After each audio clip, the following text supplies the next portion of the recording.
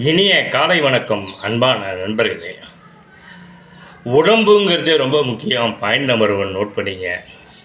நான்லாம் உடம்பு நல்லாதனால ரொம்ப துன்பப்படுறேன், துயரப்படுறேன். அடுத்து ஒரு 60 வயதை என்ன மாதிரி தொட்டுட்டிங்களா, ஆசைகளையும் ஏற்புத்தன்மையும் நிறைய சகித்துக்கொள்ள வச்சுக்க பாருங்கள். ரொம்ப ரொம்ப முக்கியம். இதுதான் நமக்கு பிராப்தம், இதுக்கு மேலே நமக்கு அதிர்ஷ்டம் இல்லை, பிராப்தம் இல்லைன்னு சொல்லிட்டு ஆசைகளை குறைக்கணும்.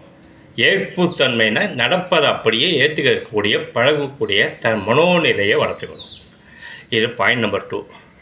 பாயிண்ட் நம்பர் 3, இன்றைய நாள் இறுதி நாள்னு நினச்சிங்கன்னா எப்படி வாழ்வீங்க?